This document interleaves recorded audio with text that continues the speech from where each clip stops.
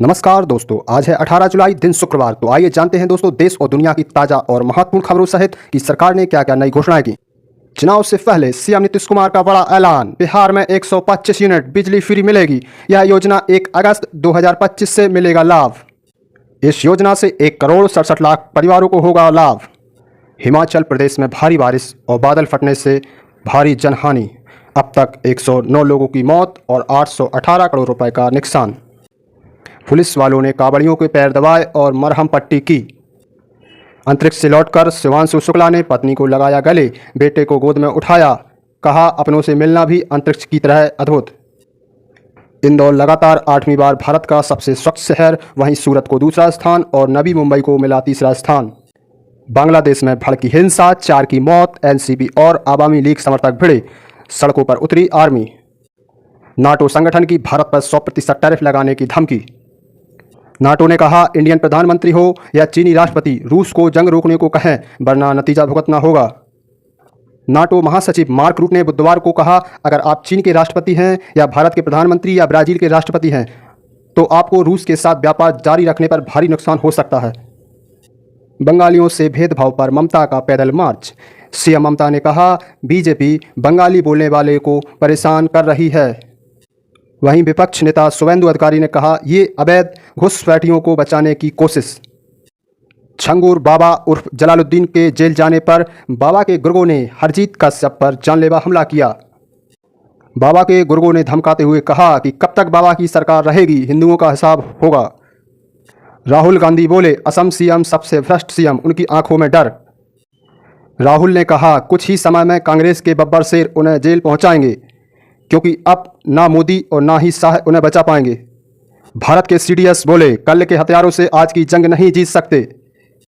CDS ने कहा विदेशी टेक्नोलॉजी पर निर्भरता हमें कमजोर बना रही है, इसलिए स्वदेशी एडवांस टेक्नोलॉजी जरूरी। राहुल गांधी बोले जम्मू कश्मीर को राज्य का दर्जा मिले। पीएम मोदी को लेटर लिखा, कहा मानसून के सत्र में बिल लाया जाए। गोल्डन टेम्पल को लगातार तीसरे दिन उड़ाने की धमकी, लिखा पाइपों में आईडीएक्स भर धमाके करेंगे। केंद्र सरकार ने प्रधानमंत्री धन धान कृषि योजना को मंजूरी दी। कम कृषि उत्पाद वाले 100 जिलों पर होगा विशेष फोकस। 1.17 करोड़ किसानों को होगा सीधा फायदा। पटना में रनवे टच करके द्वारा उड़ा विमान, 4 चक्कर लगाने के बाद द्वारा लैंडिंग हो पाई। स्पेस स्टेशन में 18 दिन रहकर लौटे शिवांशु। स्पेस क्राफ्ट की लैंडिंग कैलिफोर्निया के तट पर हुई। पहली बार कोई भारतीय इंटरनेशनल स्पेस स्टेशन पर गया था। बोरोप्लस विश्व की नंबर 1 क्रीम, दावा निकला झूठा। इमामी बोरोप्लस क्रीम पर 30,000 रुपये का जुर्माना। उपभोक्ता आयोग ने कहा सुधार कराकर विज्ञापन जारी करें। सीरिया में डिफेंस हेडक्वार्टर पर इजरायल की एयर स्ट्राइक।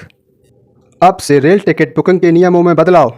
ऑनलाइन तत्काल टिकट बुकिंग में आधार ओटीपी जरूरी। इससे टिकटों की कालाबाजारी पर रोक लगेगी।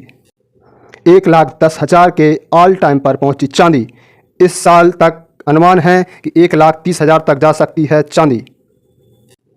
केंद्रीय कर्मचारियों की सैलरी 34% तक बढ़ सकती है।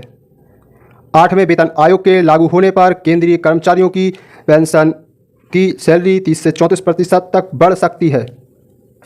सरकार 8वें वेतन आयोग को 1 जनवरी 2026 से लागू करेगी। Post office time deposit account में मिल रहा है 7.5% का ब्याज। 1 से 5 साल तक के लिए कर सकते हैं निवेश। सरकार रिटायरमेंट फंड निकासी नियमों में बड़े बदलाव की प्लानिंग कर रही है। इससे रिटायरमेंट से पहले ही निकाल सकेंगे पीएफ का सारा पैसा। सोने का दाम 97,500 रुपये पर आया। इस साल सोना लगभग 21,000 रुपये महंगा हुआ। पहलगांव हमले के बाद आतंकियों ने मनाया जश्न, मौके पर कई राउंड फायरिंग की। टेररिस्ट के मददगार 2 स्थानीय गिरफ्तार, घर में खाना खिलाया था। ये खुलासा जांच एजेंसी एनआईए की जांच में हुआ।